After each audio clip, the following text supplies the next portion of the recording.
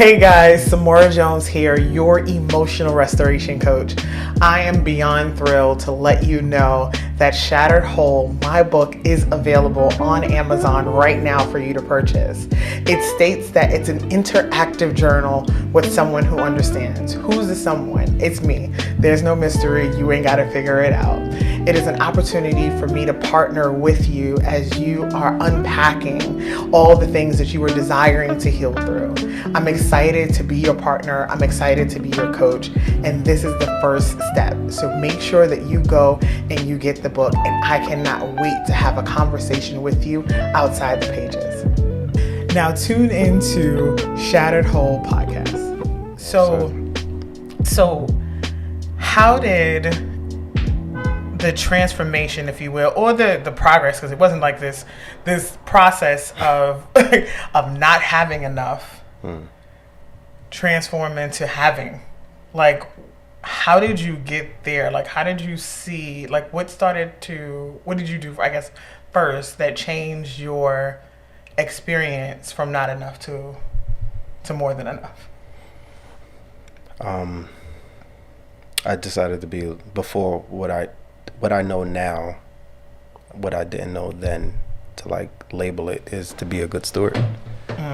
I realized that, like you have to manage your crisis as well as you manage your blessings. And what I've learned inverted is that if I manage my crisis really, really well and I could survive, like, what's gonna happen? Correct. When I'm no longer managing the crisis, I get to put the same energy, the same mindset, the same attitude, the same gear, the same locomotive to like the blessing. Like, forget about it. I'm very, very competitive. But my biggest competition is me. My biggest competition is my yesterday. So I've watched myself like evolve from bad, really, really bad days to kind of bad days to not so much bad days to better days. But I made sure that I kept my posture and my virtue, my morals, my values, my everything in place, and I made sure that was the pillar. And I just applied it to every evolution. Like, I always believe in like evolving. So I evolved as a person, and I made sure that while evolving as a person, my evolution of my situation changed as well. Right. Like, things is gonna come, situations gonna happen, problems is gonna happen. Absolutely. I mean, we get off of this video and situation may happen or whatever the case may be, but I have better tools and better experience to be able to apply now that I didn't then. So, and just so we always laugh at this question because it's an eclectic answer. Good work. But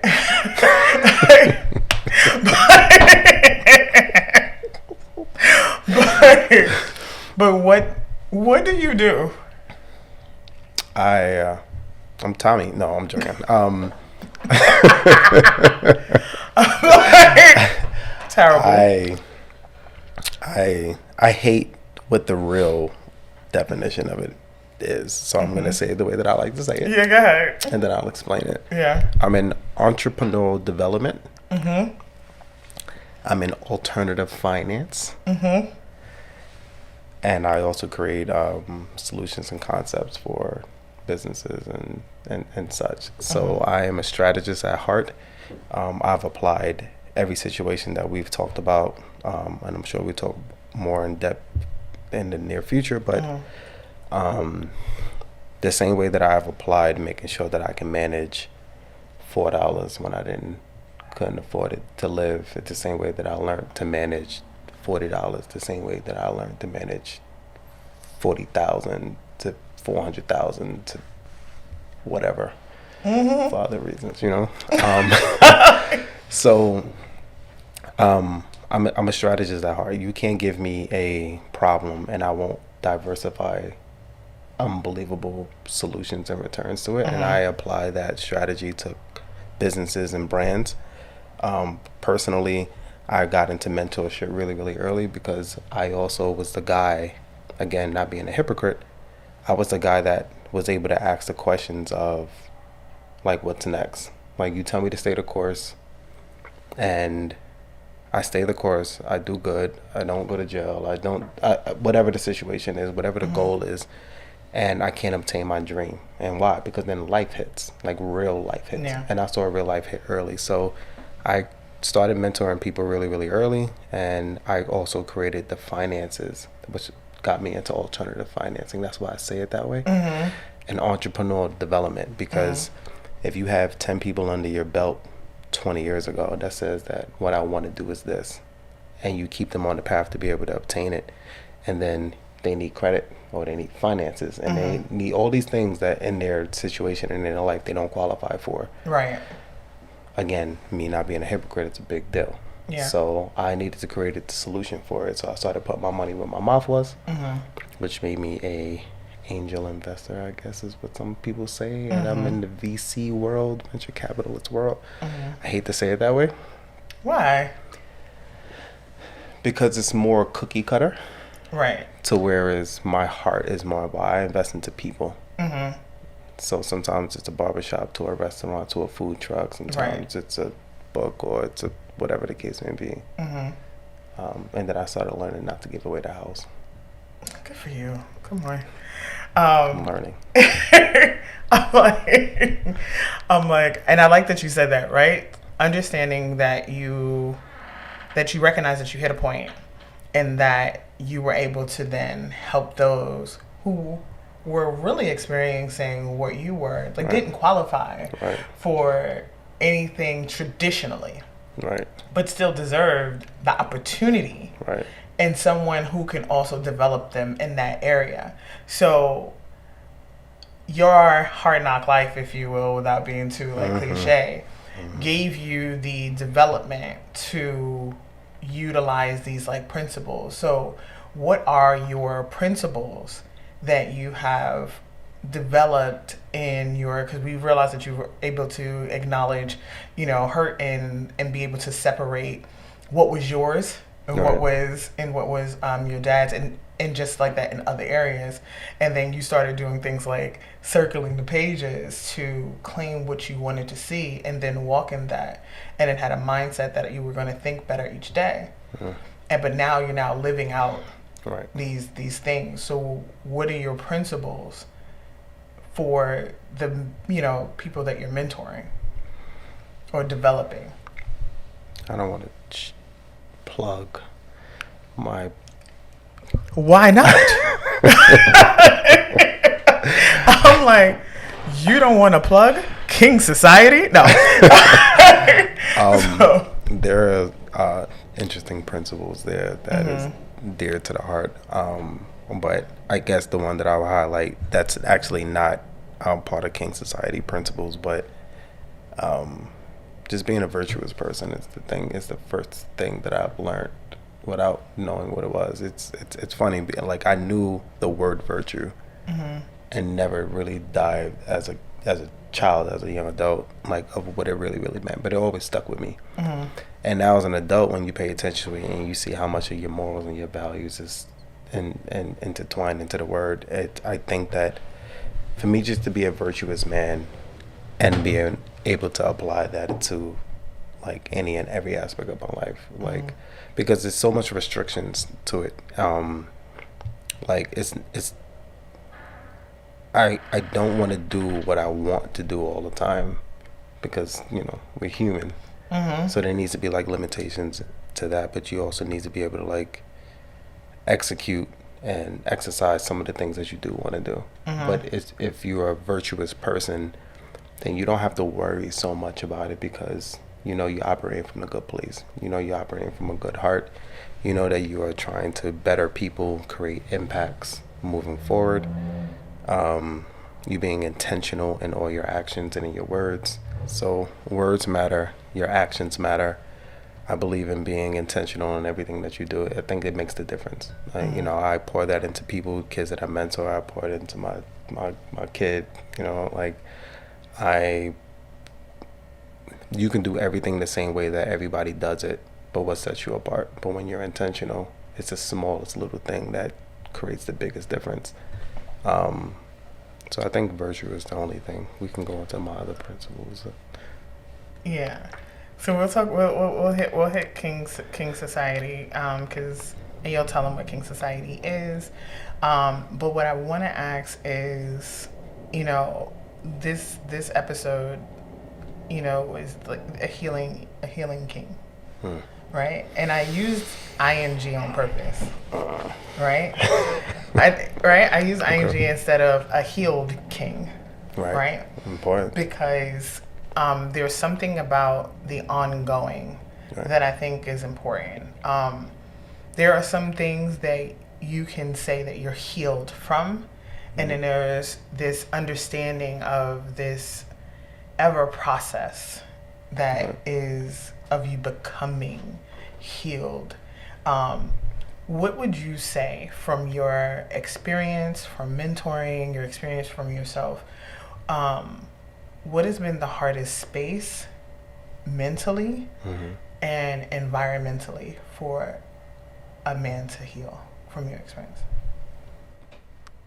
It's a difficult place for a man to be vulnerable. Like, we don't have too many safe places. And in my experience, there's more uprooting of bad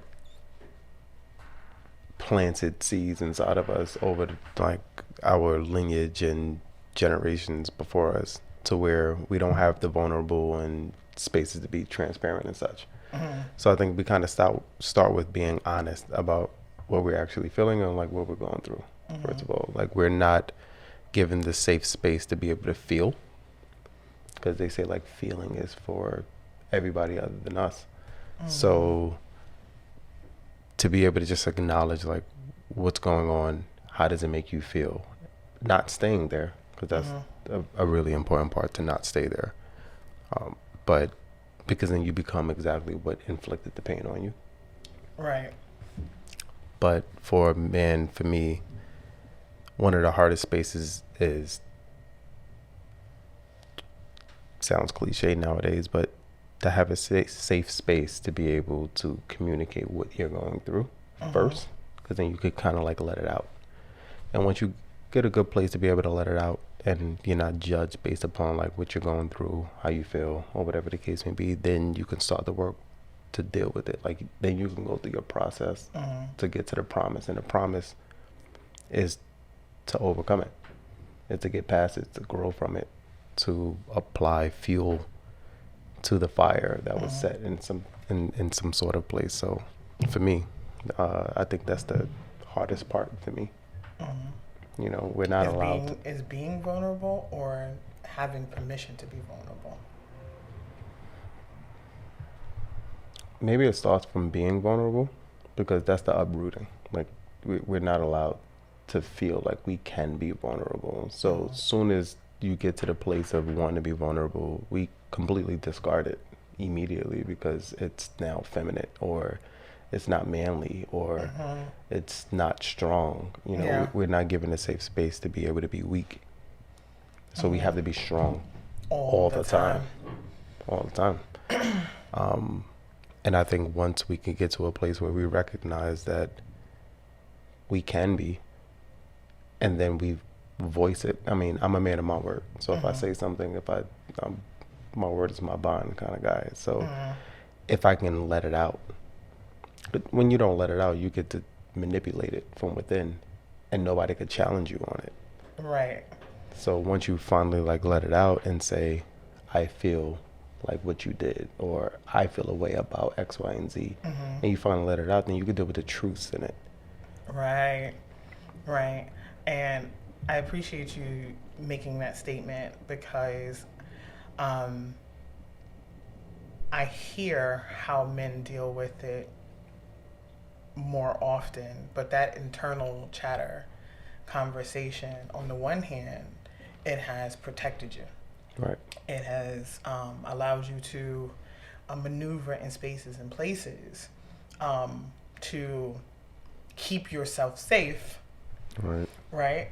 But at the same time, it taught you a bad habit in places where you should have been more open. But I think addressing the honesty of spaces or not having the permission.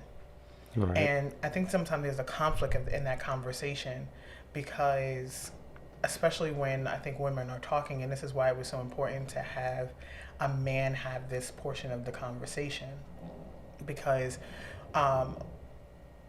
women have to be strong, especially if you're a black woman. There's a call for you to be strong, but even when you are weak, you are applauded for being strong enough to be vulnerable. Right.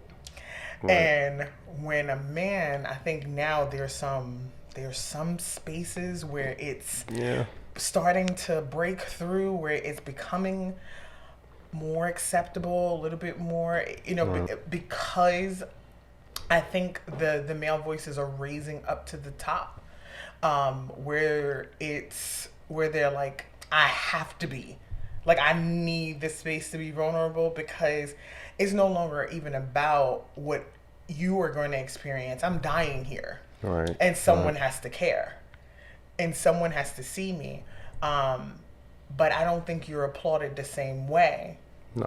When you are vulnerable, because you said, and show your weakness. And I'm wondering even why that particular language is used so much, because there's nothing weak about vulnerability.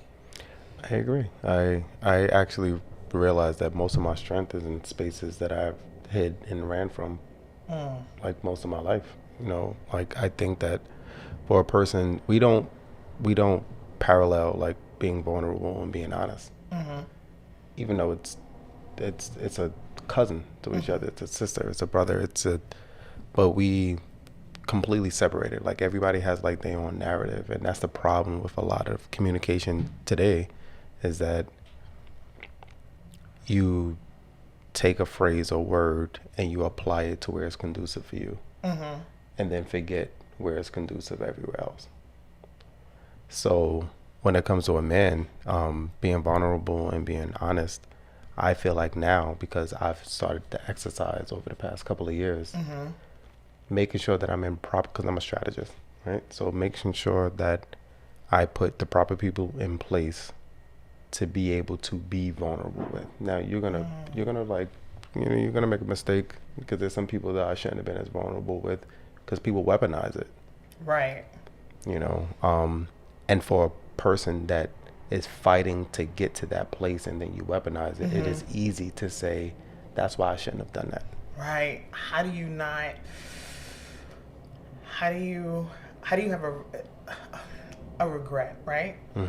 But not let it rob you of something that you know you need to be doing. Like, you know you need it for yourself. Right?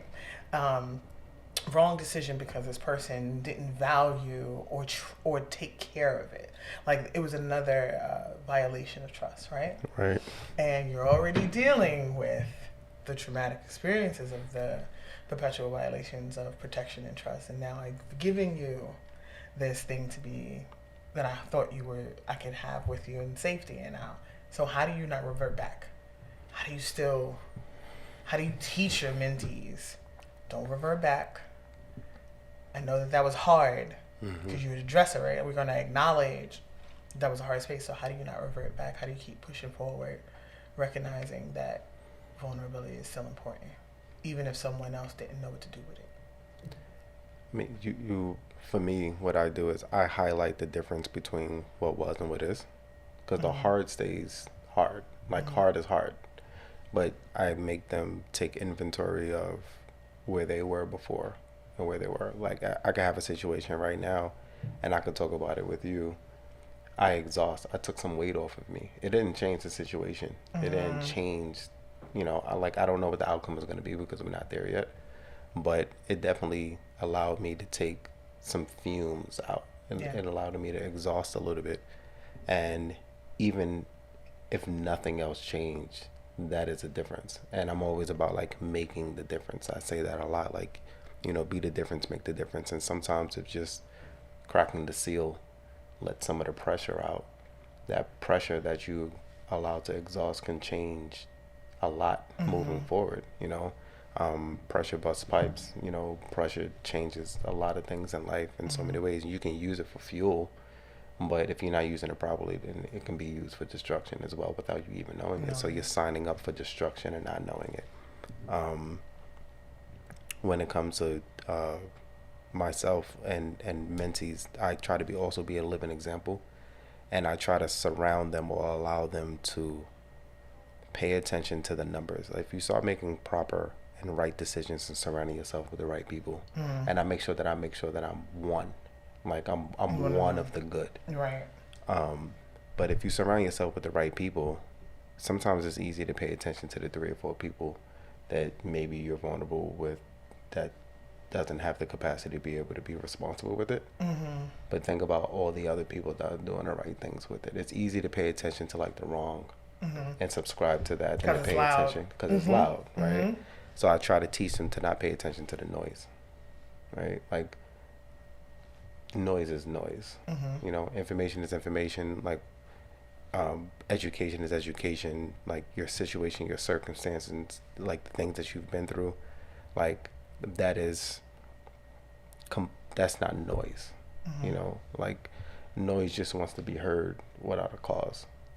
You know, like, so I try to make sure that they pay attention to that. I talk to a lot of people and they won't pay attention to their parents or, you know, teachers and such probably say less about a circumstance, but it doesn't mean that we're not all creating a formula around you to allow you to succeed in whatever you're going through.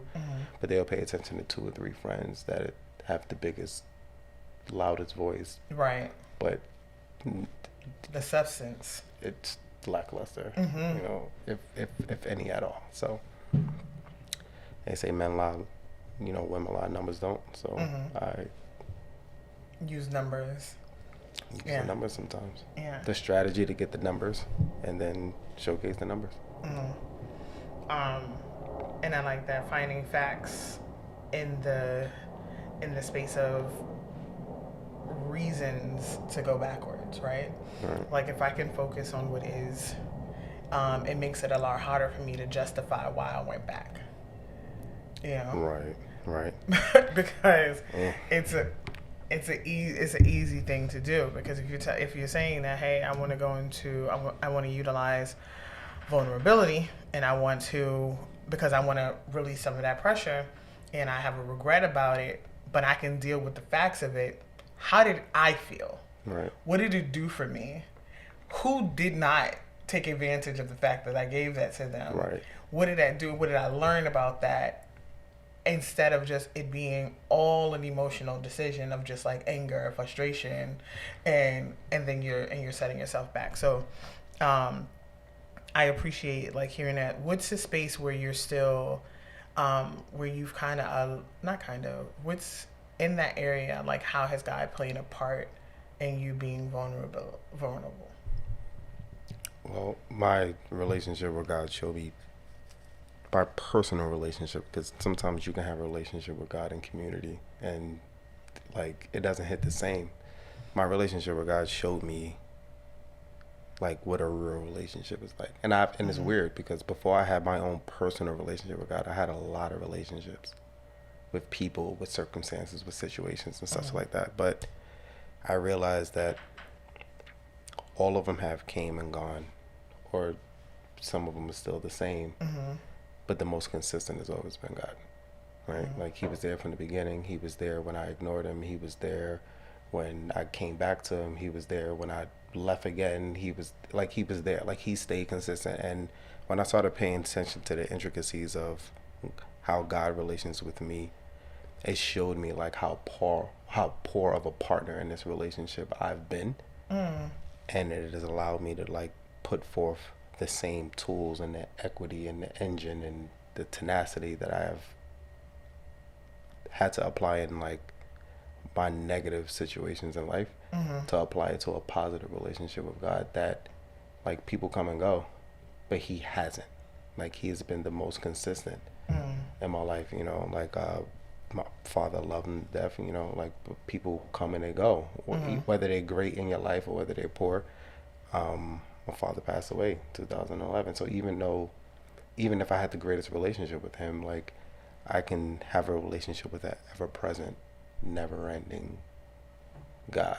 So he has shown me, like, and when I paid attention to that, I started like talking to him a lot different. It really, really showed me how to have true relationships with people. Like, you think you know how to relationship with a person, but you really don't until like you really, really do like the unbelievable work. And with God, it created the most security, because you could say the wrong thing to a person or do the wrong thing to a person and they'll run or they'll flee.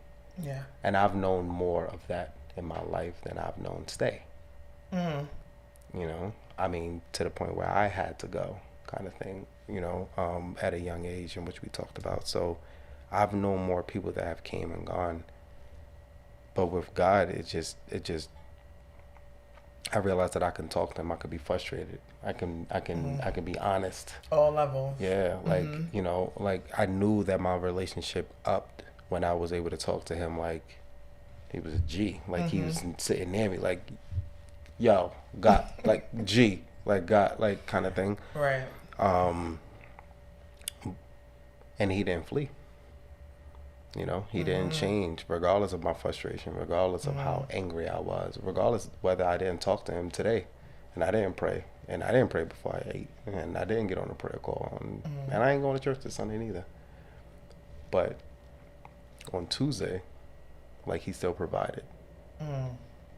You know, he still was there. He showed me, like, when I paid attention to what he is showing me, it has showed me how to reciprocate it to him, and how better to reciprocate it to everybody else, because there's nobody bigger than God. So if I can apply this work to God, then anything and everything else around it, like, it's easy. It becomes easier. So I became a better person. I became a better friend. I became a better brother, a better uncle. And I was already great before, so it just only just intensified. Yeah. Everything else. Yeah, that's dope. I think I think back to like the scripture of it, and I know that some people may not be, you know, because I take into account that not everybody's in that walk, but I talk about God because for me it's the key. It's the key element of going from and we talked about it in a previous, you know, podcast. It's going from my own strength to something that's bigger, that has what I don't have, that understands what I can't see, that knows what, you know, I just don't have the capacity to get. Right. And I love that the God's consistency in relationship with you draw you closer to a consistent relationship with him. Right. Simply because you were like, I want to just show up better. You making me look bad, God. Like, I want to, I want to show up. You know what I mean? Because, and the statement that you said earlier was that you're your own competition. Right. So how am I going to show up better? Not for anyone else, but for me. Yeah. And then out of that, it manifested. You know what I mean? And it goes into when I talk about living as a new creation. When you're living as a new creation, it is literally just a new habits and behavior that reflect decisions that you've made and beliefs that you have, and now it's living its life out loud, you know, in these particular areas. So your personal decision with God of deciding to have a better relationship with him started to live out loud in the relationships that you had with others. And even biblically it goes, you love God with all your heart and all your mind, all your sight, you know, and then, you know, love God and yourself as you love your neighbor, right? So I'm just like, I have to have that core relationship there, not perfect, because I'm not called to perfect. Me out. The neighbor part stresses me out. But, the neighbor part, but does it stress you out? Because I like to joke and say that it stresses me out, but no, it stresses me out. Does it stress you out? I just do well under stress. All right. Here's where I say that, right? Because here's what I know about Mr. Sawyer here. I know Mr. Sawyer is always helping somebody to the point where I'm like, all right, we get it, like rest, like take a chill pill or whatever. He's like, yeah, my back really hurts real quick. I just got to push this car real quick because somebody got stuck. Did you say you were going to push a car? I mean, did you say you was going to push a car in the snow? Somebody was stuck. But I'm like having that relationship. I'm going to change my word. I'm listening to Nia Jackson. Listen to the episode. Having it manifest into how you see your relationships with other people, because you show up different in your relationship with God. I think is something that's really like powerful, especially for a man to hear, because it's always highlighted about the intimacy of the relationship that women have. You know what I mean? Like our, churches are overrun. Like the percentage to women to men are lack, but it doesn't mean that there are not men out there having authentic relationships with God. Right. Because you go to church, it doesn't mean you have a relationship with God either. Let's say that too. Right. I was like, but it's such a key component into how it is you go about this like healing process. So thank you for sharing that. I really appreciate that. What? Don't start. We're still recording. I want to also say mindset is important. So I operate from like, I'm gonna give a jewel. I mean, it's said, but it's something that fuels me. So the reason that I operate from this push a person car on my back is like sore or bothered or breaking or whatever the case may be, is because I also realize that I get to. Right, like I operate from this get to mindset. Like I don't lead with it. I don't wear it as a banner or whatever the case may be. If you have a conversation with me, I'll definitely tell you. But I apply that to so many aspects. Like I get to have a relationship with you. I get to be on this podcast. Like I don't have to, because it changes your whole posture. Like when you operate from a place where I have to, you get this slouch like attitude. And even when you don't necessarily mean it, like you will convince yourself that that's what you really mean. Yeah. And then it just bleeds into everything else. So, and there are some things that you kind of have to do in life, or there's some things, but if you just change your mindset to say that I get to do this, like I get to get up. So though sometimes my back is hurting or I'm seeing a person and I don't want to push them out. I don't see somebody and just be like, yay, I want to push you out of your snow ditch for a blizzard that I just got back here for. Annoyed kind of thing. But to physically be able to do it with my will or my stature or my strength or whatever the case may be, like I get to do it. And it's a fine line between that sometimes, but I just make sure that I change my mindset. So there are times that I'm like, but then I just remind myself that like I get to do this. Because I don't know what seed, like seeds was planted really, really early in me with people. I've been around people older than me. They talked about, futuristic things and things that I had no involvement in at the time at 14, 15 years old. And I've watched people do things that maybe it was normal for them, but it was far and beyond for me and my capacity at the time or capabilities at the time. But it has taught me to like give back, to pour into people, and to do what you can. I've watched people do a lot with a little, and that comes from somewhere. So I don't want to hoard my experiences and not be able to pay it forward. So I really operate from a place of I get to, not that I have to. As much as I can. So if you get stuck in the snow, I'll push you out. Yes, you will. All right. Because I have to, not because I get to. Don't switch around the language. It's because you get to. Amen. All right. But no, I think that kind of posture, is vile. Like I like that you said that it changes your attitude, like towards it. Understanding the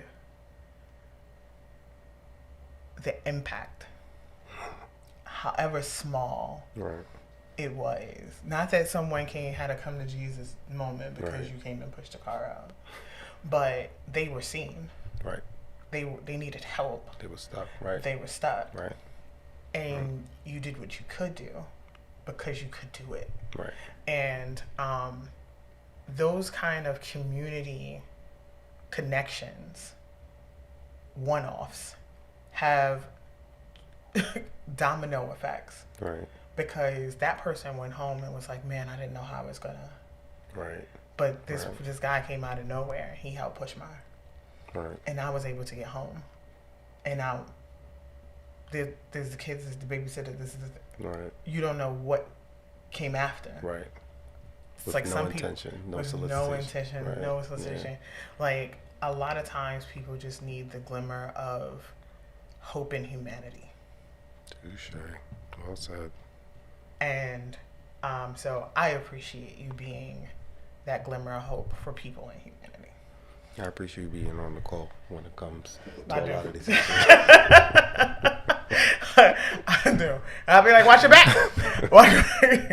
But having it, and I think that's important. And I think that, you know, even the people who are listening now, being able to hear everything that you've experienced and that you've gone through, male or female, knowing that if you can go through all of that, speak about those things in that way, and what can I take away from that and how can I apply it? You know, what's that one thing? Because there was a lot said here, right?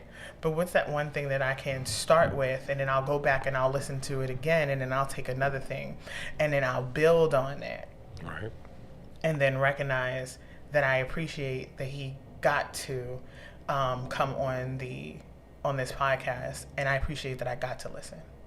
So it's a valuable component. And this particular episode is also a really exciting episode because he's been playing with my book the whole time. I was like, don't hit the mic. I was like, well, he's been playing with my whole book right now. So this episode, we are launching my interactive journal, Shattered Whole. I am super, super excited about it. You get to hear about, because we have very similar stories, believe it or not. But you get to read about some of the things that I have experienced and why. I talk about being able to acknowledge the hurt, claim your healing, and live as a new creation, but the how to it. I think sometimes too often there's all these conversations and you hear all these things and it sounds really inspirational and wonderful, but when you don't have an how, right. To like, what's the step? What's the thing? You know, I want to help you just process it outside of your mind, right, and into the pages. So you'll be writing inside of this book. You'll read it, you'll write, you'll go back, you'll have exercises and different things that you will do that will help birth this new mindset, this new process, this healing, and in a way that will allow you to have these intimate conversations with yourself that are honest, and it says interactive with someone who understands, because you're not alone in what it is that you have experienced. And in the book, I write it in a way that you understand that we're in a conversation, we're in this together. And I want to support you as you walk through these processes together. So I'm really, really excited that God has allowed me to write to write this book for you. You know, if you're listening to this podcast, this book is for you. So you will be able to get it on Amazon, Shattered Whole. And I would love to hear outside of the pages what it is that you have experienced. And you can email me, and my email's in the book. So you can email me and talk to me about your process and what you're going through, because this is something that we're going to do together. So thank you so much for just being you. Thank you for listening. Thank you for deciding that this is the step that you want to take. Thank you so much, Mr. Sawyer. Oh, thank you for having me. For coming on and being transparent and vulnerable, and sharing the process of a healing king. Yeah, I appreciate you having me. I look forward to many, many more. I mean, this is what we do. Mm-hmm. Yeah. Mm-hmm. I'm really excited about your future and all your endeavors. We talked a lot about a lot. They have no idea what's about to come their way. I love the fact my favorite thing on this is that it's volume 1, because it's a living thing. It's a living organism, and I'm really, really excited. Me too. Listen, I've been trying to be like mellow. Like, at least y'all know my energy is like right here. But thank you again. Thank you again for being on. And as always, remember that I see you, I'm listening, and I love you. God bless.